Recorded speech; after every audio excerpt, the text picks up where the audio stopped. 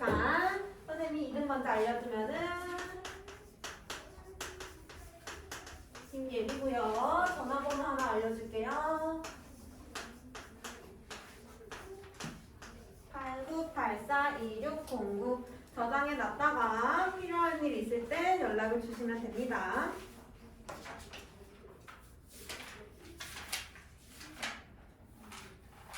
자, 그래서 앞에 1교시 아마 수업 들었을 텐데 1교시는 뒤에 부분 2, 3단원 나가는 파트고요. 쌤이랑은 맨 앞에 1단원 파트 같이 나갈 거예요. 근데 물리원에서 1단원이 가장 어려워요. 그래서 1단원은 시간을 좀 많이 소비를 할 거고 문제도 많이 풀어볼 거예요. 어려워서. 만약에 어려운데 너무 어렵다고 해서 포기하지 마시고 원래 어려운 단어 맞습니다. 한 번 배우고 이해 안 되는 거 당연한 거예요. 알겠죠? 겁먹지 마시고. 그리고 오늘은 첫 시간이니까 테스트가 없는데 다음 주부터는 1일 테스트가 있어요. 알겠죠? 그래서 1일 테스트는 10문제. 난이도는 2책이나 아니면 2책보다 조금 더 쉬워요. 알겠죠? 그러니까 복습해 오시면은 크게 어려운 점은 없을 거고 테스트를 봤는데 70점을 못 넘었다. 그러면은 재시험을 볼 겁니다. 재시험은 남아서 볼 수도 있고 아니면은 학원 조금 일찍 와서 볼 수도 있고 그날 스케줄 맞춰서 재시험 볼 거고 만약에 재시험을 봤는데도 70점이 안 된다. 그러면은 클리닉을 잡을 거예요. 쌤이랑 평일 중에 1대1로 보강을 잡을 겁니다. 알겠죠? 클리닉 하기 싫으면은 공부해 오세요. 그 다음에 숙제를 내줄 건데 숙제가 많지 않아요. 근데 만약에 그 많지 않은 숙제를 못 해왔다 그러면은 남을 겁니다. 이번 학기부터는 숙제 안 해오면은 무조건 남아요. 알겠죠? 안 된다고 해도 남길 겁니다. 그러니까 숙제는 반드시 해오시고요.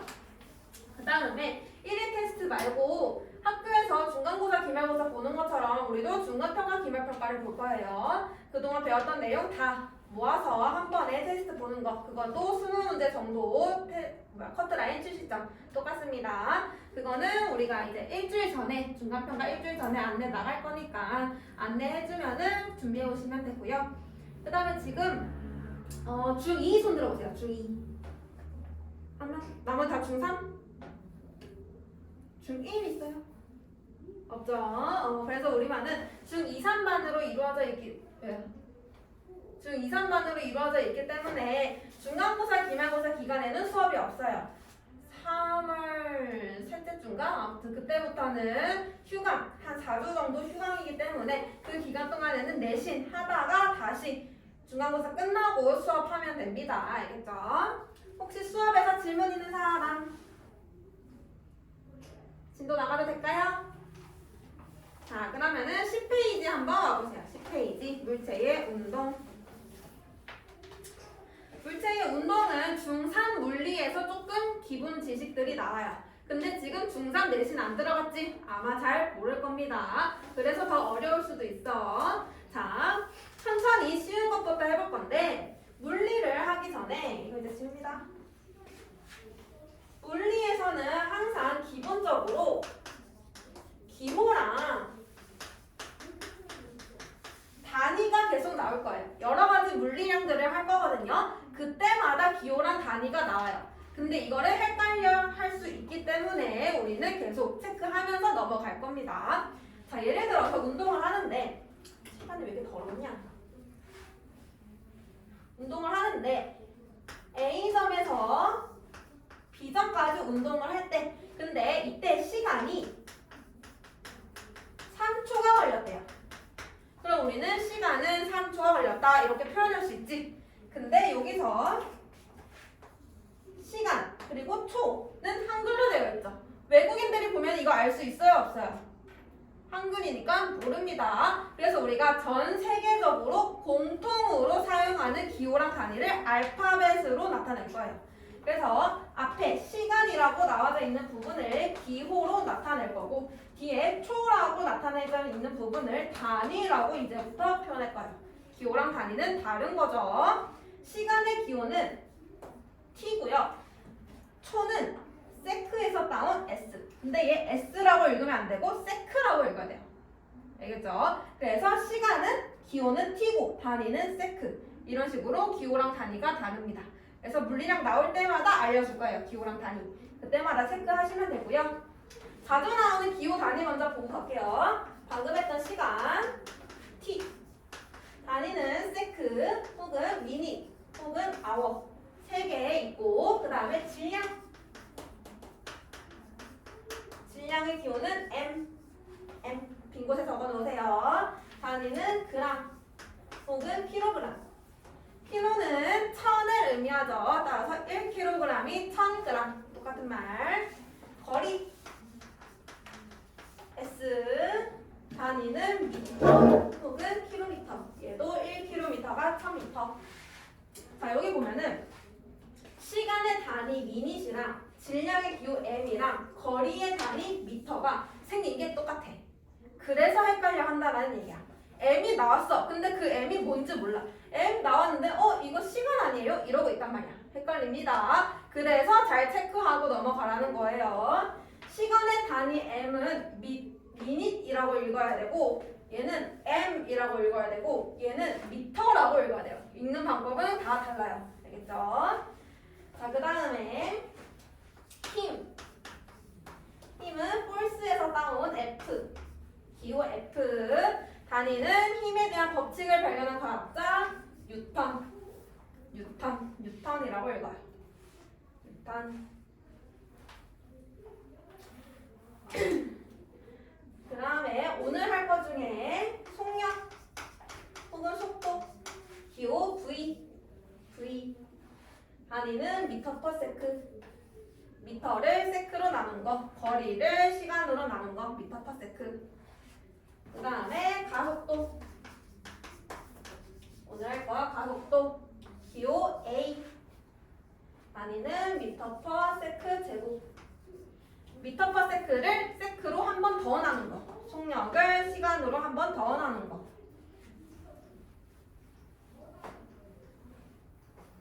자, 그래서 이제 본격적으로 들어가 볼 건데 여기 오늘 여러 가지 물리량 할 거예요. 이동 거리, 그 다음에 변이, 속력, 속도, 가속도, 힘 이런 물리량들을 배울 건데 처음에 나오는 물리량 이동 거리랑 변이 먼저 볼게요.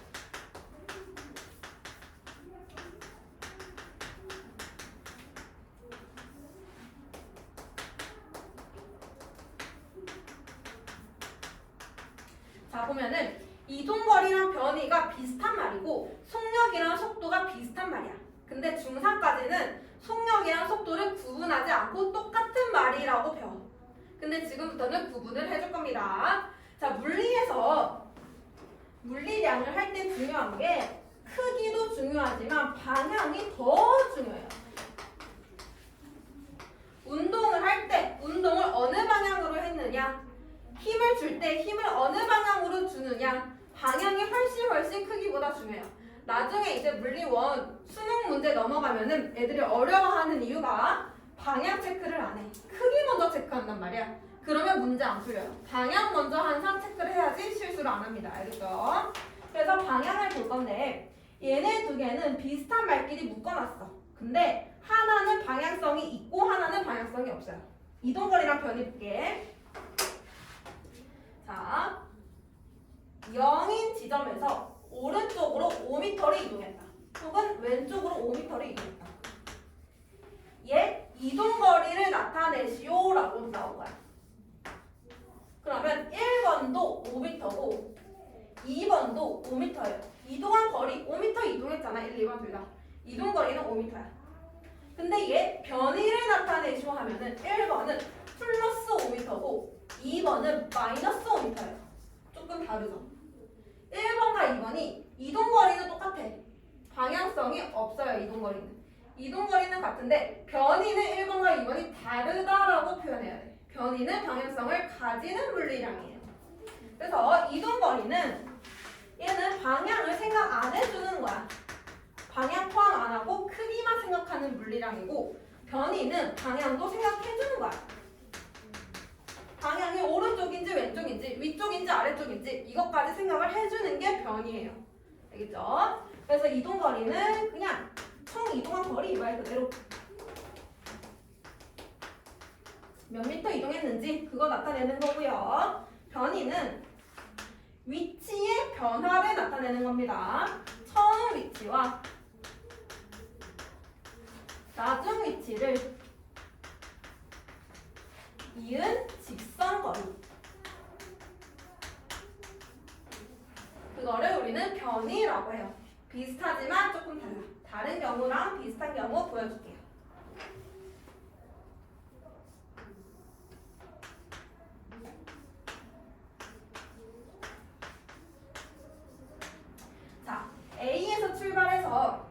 B까지 간다라고 가정을 해봅시다. 직선거리로 이동을 하면은 A에서 B까지 이동거리 얼마야? 몇 미터? 이동거리 10m. 변이는 처음 위치, 나중 위치, 이은 직선거리. 변이도 10m. 똑같아요. 언제 똑같냐면 운동을 할 때 방향이 한 번도 안 변하면은 두 개가 똑같아. 방향이 안 변할 때. 근데 만약에 방향이 한 번 변했다라고 해보자. 내가 A부터 B까지 갔어. 그 다음에 다시 한 절반 정도를 돌아왔어. 5m를. 이때는 이동거리 얼마? 총 얼마 이동했어? 갔다가 되돌아오는 거. 총 15m. 변이는 처음 위치, 나중 위치, 이은 직선거리. 변이는 5m. 이렇게 방향이 변하면은 이동거리와 변이가 달라져. 변이는 처음 위치랑 나중 위치만 보면 돼요. 중간 과정 상관없이. 방향성을 포함하는 거기 때문에.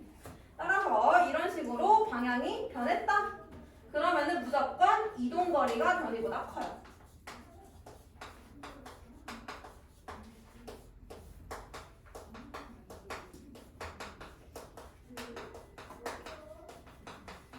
이게 차이점 보여요? 이동거리는 총 진짜로 이동한 거리. 변이는 처음 위치와 나중 위치를 이은 직선거리라고 생각해주면 됩니다. 자, 그래서 이동거리와 변이는 방향성에 따라서 나눈 거고요. 둘 다 기호는 S. 단위는 미터 혹은 킬로미터. 를 사용하면 되고요. 속력 속도 한번 해볼게. 자, 속력은 우리 초등학교 때부터 나오지. 거속시 했던 거.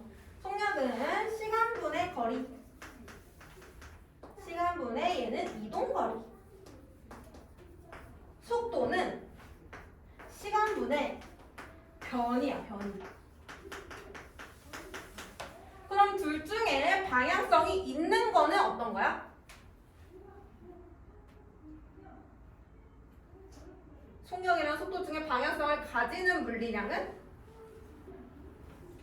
변이가 방향성이 있었으니까 속도가 방향성이 있는 물리량이야. 얘는 방향을 포함하는 거야.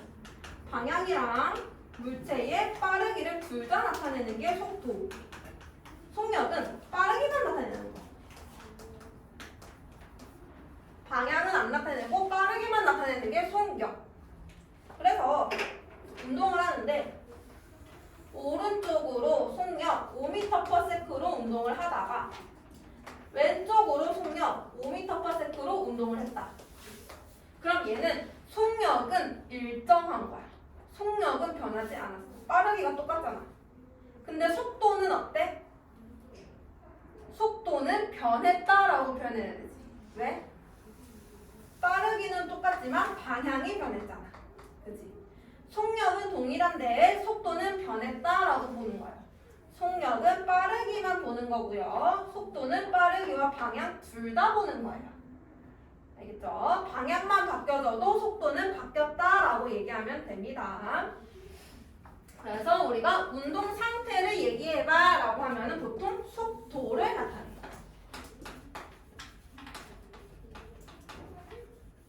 속도를 나타내면은 빠르기와 방향 둘 다 나타낼 수 있으니까 우리는 그거를 운동 상태라고 얘기를 해줍니다.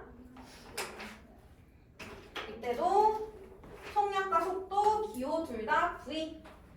단위는 이동거리와 변이가 미터죠. 시간은 세크. 미터를 세크로 나눈 거 미터 퍼 세크. 혹은 이동거리가 킬로미터면 시간은 아워. 킬로미터 퍼 아워.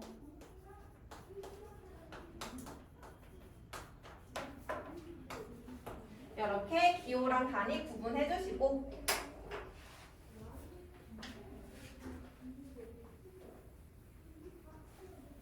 여기까지 따라왔어요?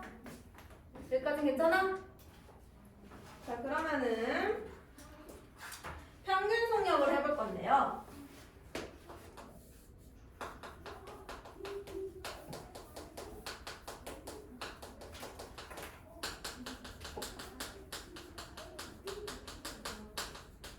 평균 속력과 평균 속도는 하나도 안 어려워. 근데 문제 내면은 틀려.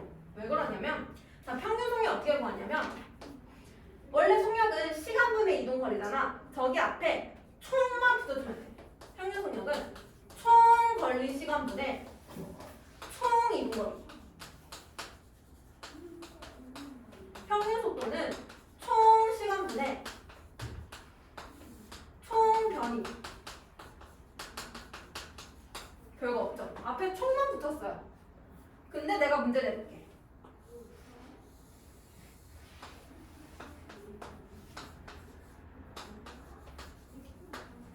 A, B 사이로 왔다 갔다 할 건데 둘 사이의 거리가 12m래. 근데 A에서 B로 갈 때는 4m/s의 속력으로 가. 근데 B에서 A로 올 때는 6m/s의 속력으로 왔대. 그러면 A, B 왔다 갔다 할 때 평균 속력이 얼마일까?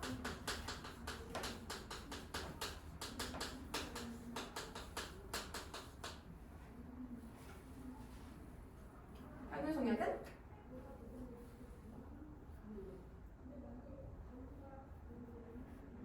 아마 머리에서 떠오른 답이 있을 거야. 얘 지금 A, B 사이의 거리 똑같아. 그런데 갈 때는 4고 올 때는 6이니까 왠지 평균 속력은 5일 것 같아. 그럴듯하지. 이건 어떻게 구한 거야? 4 더하기 6 나누기 2 한 거잖아. 얘는 수학에서 쓰는 산술 평균을 쓴 거예요. 산술 평균으로 평균 속력 구해주면 안 돼요. 내가 방금 얘기했지. 평균 속력은 총 시간분의 총 이동거리로 구해준다고. 이것만 기억하고 있으면 돼. 그러면 총 시간 안 나와 있으니까 총 시간 구해야지. 자, 갈 때 12m의 거리를 4m/s의 속력으로 갔어. 몇 초 걸린 거야? 1초에 4m 가니까 12m 가려면 3초가 걸려야 돼. 올 때는 12m를 6m/s의 속력으로 왔어. 얘는 1초에 6m를 이동한다는 이야기니까 2초가 걸려야지. 총 걸린 시간은 더해주면 5초죠. 총 시간분의 총 이동거리 왔다 갔다 했으니까 24m. 계산해주면 4.8m/s. 이게 평균 속력 4.8m/s예요. 5가 아니야. 이렇게 보여야 돼. 절대 산술 평균 쓰지 마시고요. 총 시간분의 총 이동거리 이걸로 구해줘야 됩니다. 꼭 이렇게 알려주고 꼭 이렇게 구해. 너네들 알겠지? 헷갈리면 안 돼. 그래서 평균 속력이랑 평균 속도 구하는 것까지 했습니다. 자, 그 다음에 뭘 볼 거냐면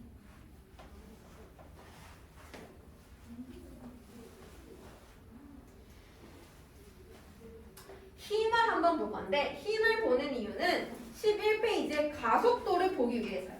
가속도를 알려면은 먼저 힘에 대해서 알아야 돼. 힘.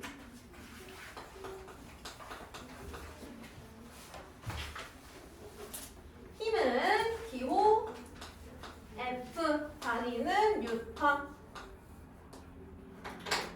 물리에서 말하는 힘은 우리가 일상생활에서 쓰는 힘이랑은 조금 달라요. 일상생활에서 뭐 아는 것이 힘이다. 아니면 뭐 힘이 든다. 이런 얘기 쓰죠. 그거랑은 조금 달라. 여기서 말하는 힘이란 물체의 운동 상태를 변화시키는 원인. 물체의 운동 상태를 변화시키는 원인을 우리는 힘이라고 정의해요. 여기서 운동 상태라는 거는 물체의 운동 빠르기 플러스 방향까지.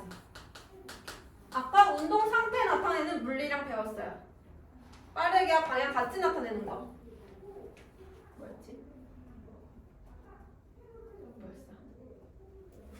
속도지, 속도. 즉 힘은 물체의 속도를 변화시키는 원인이에요. 속도를 변화시키는 원인. 만약에 힘 F가 0이야. 힘이 없어. 운동 상태 변하면 돼? 안 돼? 안 되지. 힘이 없는데 운동 상태 어떻게 변해? 그지? 속도가 여기선 일정해야 돼. 운동 상태가 변하면 안 돼요. 힘이 0이면. 힘이 0이 아니면 힘이 있어. 존재해. 그러면 운동 상태는 무조건 변해야 돼. 이때는 속도가 변해.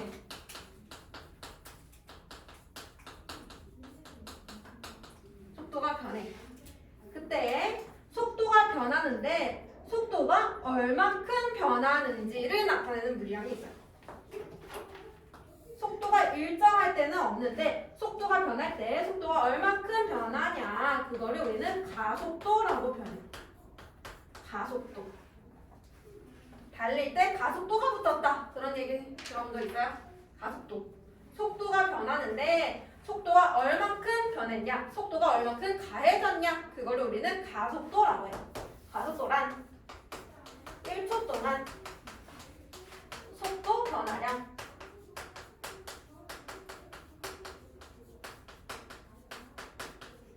가속도는 1초 동안 속도 변화량 기호는 A. 그래서 가속도 A는 1초니까 속도 변화량을 시간으로 나눠주면 되겠네. 이렇게. 근데 우리가 변화를 할 때는 변화는 델타라고 얘기해요. 델타. 기호로 나타내면요. 속도 변화량 세모가 델타야. 델타 V를 시간 델타 T로 나눠준 거. 델타 T분의 델타 V를 가속도라고 합니다. 1초 동안의 속도 변화량을 가속도. 이때 속도의 단위가 미터 퍼 세크, 시간의 단위가 세크. 미터 퍼 세크를 세크로 한 번 더 나눴다. 가속도는 미터 퍼 세크 제곱. 이렇게 하면 되겠죠. 그래서 가속도 A가 2m/s 제곱이에요. 라는 말은 얘는 1초에 속도가 2m/s씩 변한다는 얘기야. 근데 여기서 주의해야 될 게 가속도라고 해서 무조건 빨라지는 건 아니야. 느려질 수도 있어. 속도 증가량이 아니고 속도 변화량이잖아. 그지? 1초에 속도가 2m/s씩 빨라지거나 혹은 2m/s씩 느려지는 운동이에요. 가속도가 2m/s 제곱이라는 거는.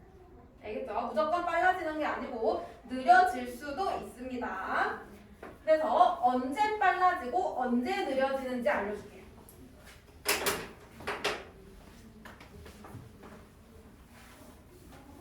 자, 가속도는 방금 힘 때문에 가속도가 만들어진다 그랬어. 그치? 힘이 0일 때는 가속도 있어? 없어? 힘이 0이야. 속도 변하지 않아. 속도 변화량이 델타 V가 0이야. 속도 변화량이 0이야. 그럼 가속도는 당연히 0이지. 힘이 0일 때는 가속도가 없어. 가속도는 무조건 힘이 있을 때만 가속도를 가지는 거야. 알겠죠? 그래서 가속도랑 힘을 같이 봐줄 거예요, 이제부터. 가속도의 방향은요. 힘 때문에 가속도 생겼다. 가속도는 힘의 방향과 똑같아요.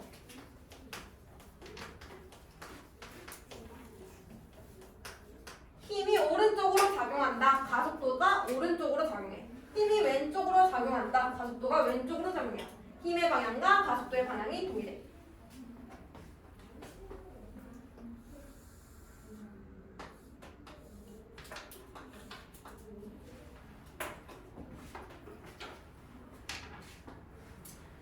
자, 여기까지 이해가 됐으면은 이제 빨라지는지 느려지는지를 볼 거야. 내가 어떤 상자를 잡고 오른쪽으로 잡아 잡아당기고 있어요. 그럼 상자가 운동하겠지. 근데 나랑 같이 누가 뒤에서 상자를 밀어줘. 얘 이미 오른쪽으로 운동하는데 누가 뒤에서 밀어주는 거야. 그럼 얘는 빨라질까 느려질까? 내가 운동하는데 누가 뒤에서 나를 밀어주네. 나는 빨라지는 운동을 할 거예요. 상자의 운동 방향과 상자에 가해지는 힘의 방향이 같으면 이 두 개가 일치하면 힘의 방향, 운동 방향 같으면 얘는 무조건 빨라져요. 자, 내가 지금 계속 강조하고 있어. 힘의 크기가 아니야. 크기가 크다고 빨라지는 게 아니고 운동 방향과 힘의 방향이 같기만 하다면 힘이 작아도 빨라져. 힘의 크기가 감소해도 방향이 같으면 빨라져. 방향이 빨라지고 느려지는 거를 결정하는 거야.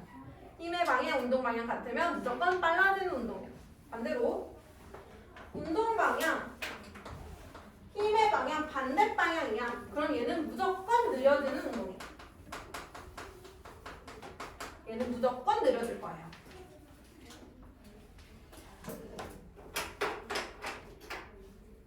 자, 여기서 똑같은 말로 운동 방향을 나타내는 거는 속도의 방향이랑 똑같아요. 속도 방향과 운동 방향은 똑같은 말이에요. 그치? 속도 방향이 곧 운동 방향 나타내는 거니까 속도 방향, 운동 방향은 똑같은 말이야. 그 다음에 힘의 방향은 아까 가속도의 방향과 똑같다고 그랬어.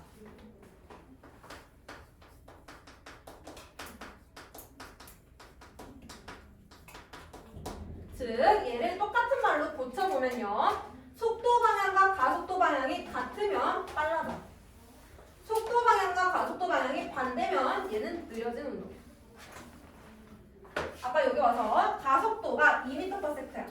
근데 얘가 속도 방향이랑 똑같아. 방향이. 그러면 얘는 2m/s씩 빨라질 거고요. 이 가속도가 속도 방향과 반대 방향으로 작용하고 있으면 얘는 2m/s씩 느려질 거예요.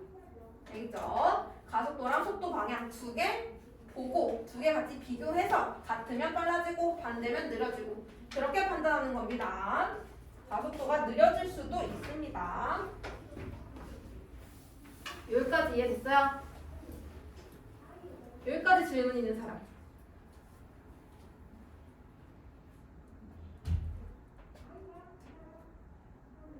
이해가 다 됐어?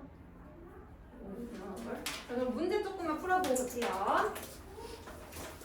12페이지. 12페이지에 1번, 2번, 5번, 6번. 12페이지에 3, 4번 빼고 1번, 2번, 5번, 6번 4개만 풀어볼게요. 아, 조금만 기다려주세요.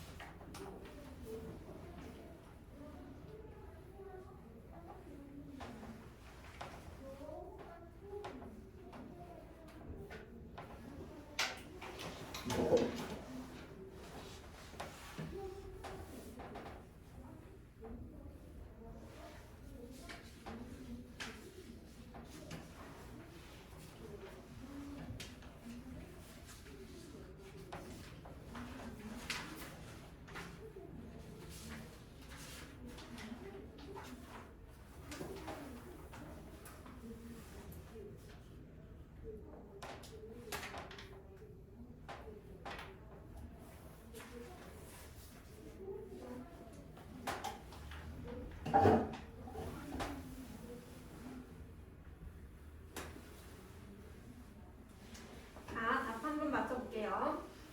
1번에 이동거리 150m, 변이 50m. 2번에 평균 속력이 평균 속도보다 크다. 5번에 XOX. 6번에 왼쪽으로 3m/s 제곱. 여기까지. 모르겠는 거, 풀이 필요한 거.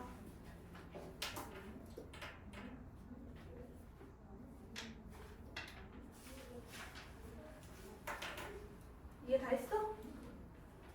모르겠는 거 없어요? 정말? 대단한 걸? 자, 그러면은 우리 조금만 쉬었다가 진도 계속 나갈게요.